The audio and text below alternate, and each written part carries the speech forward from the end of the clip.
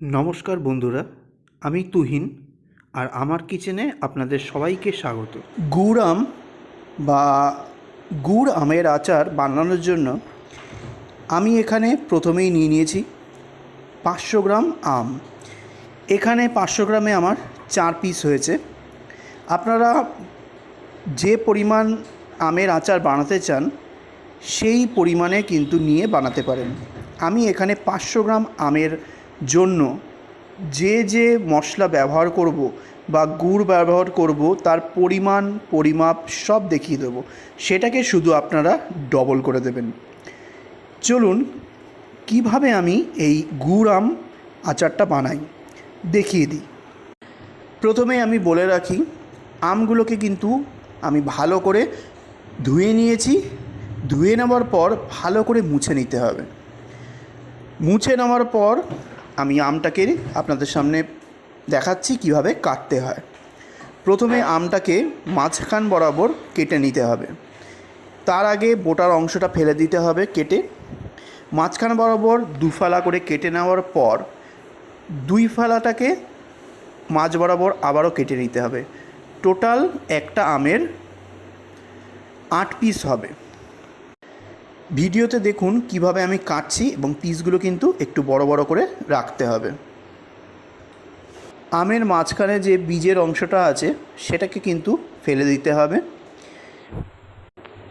এক এক করে আমি বাকি আমগুলোও কেটে নেব ধীরে ধীরে। আর খুব ভালোভাবে ধীরে সুস্থে কাটবেন। আর চেষ্টা করবেন বাজার থেকে কিন্তু কচি আমগুলো আনার, যাতে সুন্দরভাবে কেটে যায়, মানে আটিটা যাতে শক্ত হয়নি এমন আম আপনাকে চুজ করতে হবে।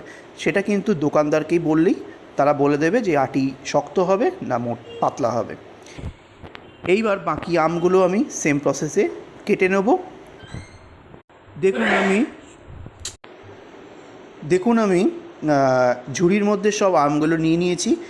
আর এবার প্রতিটা আমের টুকরোর সবুজ অংশটা ঝুড়ির দিকে থাকবে আর সাদা অংশটা উপর দিকে থাকবে, কারণ এভাবেই কিন্তু রেখে সূর্যর সামনে মানে রোদে দিতে হবে।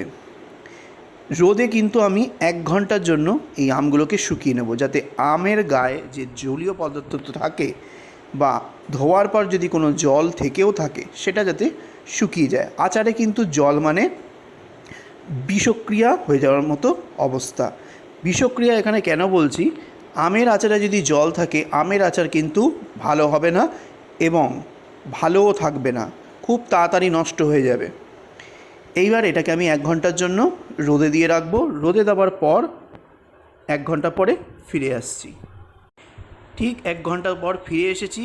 দেখুন আগের আমের টেক্সচারটা আপনারা দেখে নিয়েছিলেন, আর এখন 1 ঘন্টা পর দেখুন একদম কিন্তু শুকিয়ে গেছে। একদম গায়ে কিন্তু জলো জলো ভাব নেই। এইভাবেই কিন্তু 1 ঘন্টা রাখবেন। গুড় আমের জন্য কিন্তু একদম শুকিয়ে আমশি করার কোনো প্রয়োজন নেই। তাই 1 ঘন্টা এনাফ, কারণ এখন যা গরম 1 ঘন্টা একদম পারফেক্ট। এইবার চলুন গুড় আম কী করে বানাতে হয় একদম পারফেক্ট প্রসেস সাবেকি পদ্ধতিতে আপনাদেরকে দেখিয়ে দেবো। আর রেসিপিটা যদি ভালো লাগে অবশ্যই সাবস্ক্রাইব করে বেল আইকন ক্লিক করে অল করতে যেন ভুলবেন না, তাহলেই কিন্তু নেক্সট রেসিপির নোটিফিকেশন আপনার কাছে সর্বপ্রথম চলে যাবে। আর রেসিপিটা ভালো লাগলে অবশ্যই কমেন্ট করবেন, বন্ধুদের আত্মীয় পরিজনের সঙ্গে শেয়ার করে দিতে ভুলবেন না যেন। চলুন এবার একটা প্যান বসিয়ে দিয়েছি, প্যানটাকে মিডিয়াম ফ্লেমে ভালো করে গরম করে নিয়েছি। এইবার দিয়ে দেবো 2 থেকে 3 টেবিল স্পুন সর্ষের তেল। এর থেকে কিন্তু বেশি দেওয়ার কোনো প্রয়োজন নেই। আর তেলটাকে মিডিয়াম ফ্লেমে গরম করতে হবে, অত্যাধিক কিন্তু বেশি ধোয়া ওঠা গরম করার কোনো প্রয়োজন নেই। তেলটা গরম হয়ে গেলে দিয়ে দেবো 2টো শুকনো লঙ্কা, ফাটিয়ে এর মধ্যে দিয়ে দিতে হবে। এইবার দিতে হবে 1/2 চামচ 5 ফোড়ন। 5 ফোড়নটা একটু ক্র্যাকেল হলে মানে একটুখানি ভাজা ভাজা হলে দিয়ে দেবো 1/2 চা চামচ হলুদ গুঁড়ো। ফ্লেমটা কিন্তু এই সময় লোতে রাখতে হবে, নাহলে হলুদ কিন্তু পুড়ে যাবে। খুন্তি দিয়ে একটু সব মশলাকে একসাথে তেলের সঙ্গে মিক্স করে দেওয়ার পর দিয়ে দেবো রোদে শুকিয়ে নেওয়া কাঁচা আমগুলো। এইবার কাঁচা আমগুলো দিয়ে তেলের সঙ্গে লো টু মিডিয়াম ফ্লেমে একটু ভালো করে ফ্রাই করতে হবে, ভালো করে ভাজা ভাজা করতে হবে, যাতে এই হলুদ আর ফোড়নের মিক্সচারটা আমের মধ্যে ভালো করে ঢুকে যায়। আমটাকে লো টু মিডিয়াম ফ্লেমে ঠিক 1.5 থেকে 2 মিনিটের জন্য একটু ভাজা ভাজা করে নিতে হবে। আমটা হলুদের সঙ্গে ভাজতে ভাজতে ওপর থেকে দিয়ে দেবো 1/2 চা চামচ রেগুলার সল্ট, মানে যেটা আপনারা প্রতিদিন ইউজ করেন সেই নুন। তারপরে দিয়ে দেবো 1/2 চা চামচ বিট লবণ। বিট লবণ দিলে যে কোনো আচারের টেস্ট দ্বিগুণ বেড়ে যায়। Add 1/2 teaspoon regular salt and 1/2 teaspoon rock salt or black salt. 1.5 থেকে 2 মিনিট পর এর মধ্যে দিয়ে দেবো একদম মেজারিং কাপ মেপে 300 গ্রাম গুড়। এইবার আপনাদের আমটা কতটা টক সেই অনুযায়ী কিন্তু এখানে গুড়ের ব্যবহার করতে হবে। আগেই বলছি আমের টক অনুযায়ী কিন্তু গুড়ের ব্যবহার করতে হবে, সেটা কিন্তু ডিপেন্ড করছে আমের টকটা কতটা। আমি এখানে 300 থেকে 350 গ্রাম, ম্যাক্সিমাম 350 গ্রাম হবে আখের গুড় ইউজ করেছি। এইবার এই আখের গুড়টা দিয়ে আমের সঙ্গে ভালো করে মিক্স করে দিতে হবে। তারপরে একটা ঢাকা চাপা দিয়ে লো ফ্লেমে 10 মিনিটের জন্য এইভাবে রেখে দিতে হবে, যাতে গুড়টা মেল্ট হয়, গুড়টা গলে যেতে যেতে আর আমটাও সঙ্গে একসাথে নরম হবে, কিন্তু ভেঙে যাবে না আমগুলো। এরমভাবে কিন্তু সুসিদ্ধ করতে হবে। এই অবস্থায় রেখে 10 মিনিটের জন্য আমরা একটা স্পেশাল ভাজা মশলা তৈরি করে নিই, গুড় আমের স্পেশাল মশলা। গুড় আমের ভাজা মশলাটা বানানোর জন্য নিয়ে নিয়েছি একটা ফ্রাইং প্যানটাকে মিডিয়াম ফ্লেমে ভালো করে গরম করে নিতে হবে প্রথমে, তারপরে ফ্লেমটা লোতে দিতে হবে। লোতে দিয়েই কিন্তু ভাজা মশলাটা করতে হবে, না হলে কিন্তু এই ভাজা মশলা সঙ্গে সঙ্গে পুড়ে যাবে, আর মশলা পুড়ে যাওয়া মানে কিন্তু তিতকুটে হয়ে যাওয়া।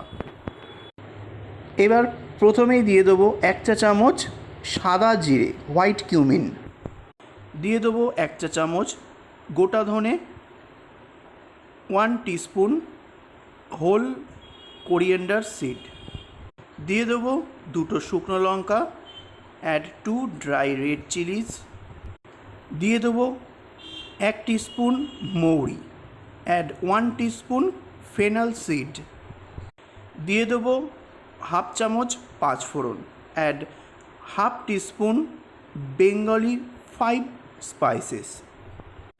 এইবার লো ফ্লেমে এই মশলাটাকে ভালো করে ভাজা ভাজা করে নিতে হবে। যখনই দেখবেন ভাজা ভাজা করার পর একটা সুন্দর সুগন্ধ বেরোচ্ছে, তখন বুঝতে হবে পারফেক্ট ভাজা হয়েছে। মশলাটা ভাজা হয়ে গেছে। এইবার এটাকে আমি ঠান্ডা করে নেব। ঠান্ডা করে নিয়ে ড্রাই গ্রাইন্ড করে নেব, সেটা আপনাদেরকে আর দেখাচ্ছি না। এটাকে একদমই কিন্তু পাউডার করবেন না, একটুখানি কিন্তু কোর্সলি গ্রাইন্ড করবেন, মানে আধ ভাঙা মতো, তবেই কিন্তু আচারে টেস্ট ভালো হয়। ঠিক 10 মিনিট পর ফিরে এসেছি। এবার ঢাকনাটা খুলে নেওয়ার পর দেখুন গুড়টা কিন্তু প্রায় 90% মেল্ট হয়ে গেছে। এইবার গুড়ের সঙ্গে আমটাকে ভালো করে ফ্লেমটা হাইতে দিয়ে ভালো করে মিক্স করে করে জাল দিতে হবে। এখন কিন্তু গুড় গলে একদম তরল হয়ে গেছে। গুড়টাকে আমের সঙ্গে জাল দিতে দিতে এর মধ্যে দিয়ে দেবো 1/2 চা চামচ কাশ্মীরি রেড চিলি পাউডার। খুব সুন্দর একটা কালার আসে যদি কাশ্মীরি রেড চিলি পাউডার দেওয়া হয়। যদি দিতে না চান স্কিপও করতে পারেন। ভালো করে লাল মির্চের সঙ্গে মিক্স করে নেওয়ার পর এরপর দিয়ে দিতে হবে 2 চা চামচ ভিনিগার। এই ভিনিগারটা দিলে কি হবে, আপনার এই যে আচারটা বানিয়েছেন দীর্ঘদিন রোদে না দেওয়া সত্ত্বেও বা ফ্রিজে না রাখা সত্ত্বেও ভালো থাকবে। ভিনিগারটা প্রিজারভেটিভের কাজ করে। তারপর ভালো করে মিক্স করে নেওয়ার পর যখন দেখবেন গুড়টা জাল দিতে দিতে অনেকটা কমে এসেছে, মানে তরল ভাবটা কমে এসেছে, তখন ওপর থেকে দিয়ে দেবেন তৈরি করে রাখা পুরো ভাজা মশলাটা। যে ভাজা মশলাটা বানিয়েছি সেটা কিন্তু পুরো 500 থেকে 600 গ্রামের হিসাবে। এইবার মশলাটা দিয়ে ভালো করে মিক্স করে দিতে হবে খুব হালকা হাতে, কারণ এই সময় কিন্তু আমটা প্রায় 90% গলে গেছে। দেখুন গুড়টা কিন্তু অনেকটাই টাইট হয়ে গেছে। হালকা যেটুকু তরল মনে হচ্ছে সেটা থাকবে না যতক্ষণে গরম কেটে যাবে তখন গুঁড়ো কিন্তু টেনে যাবে। একদম যদি ড্রাই করে নেন তখন কিন্তু একদম আঠালো আঠালো খেতে লাগবে। পার্সোনালি আমার ওটা পছন্দ নয়, আপনারা যদি মনে করেন আর একটু জাল দিয়ে নিতে পারেন। আমি এই অবস্থাতেই ঢাকনাটা দিয়ে ফ্লেমটা অফ করে দেবো। এই ফ্লেমটা অফ করে দেওয়ার পর যে ভেতরের গরমটা আছে সেই গরমে কিন্তু আপনার পুরো আমটা নরম হয়ে যাবে, তাই ঢাকনা দিয়ে রেখে দেবেন যতক্ষণ না পর্যন্ত ঠান্ডা হচ্ছে। ঠিক 1 ঘন্টা বাদে ফিরে এসেছি। পুরো আচারটা ঠান্ডা হয়ে যাওয়ার পর এবার ঢাকনাটা সরিয়ে দেবো। দেখুন টেক্সচারটা আর কালারটা কত সুন্দর এসছে। ওই যে একটুখানি কাশ্মীরি রেড চিলি দিয়েছি তার জন্য কিন্তু উজ্জ্বল একটা কালার এসেছে। আশা করি রেসিপিটা আপনাদের ভালো লেগেছে। এবার খুন্তি দিয়ে নাড়িয়ে দেখাচ্ছি। গুড়ের কিন্তু ঘনত্ব ঠিকই আছে।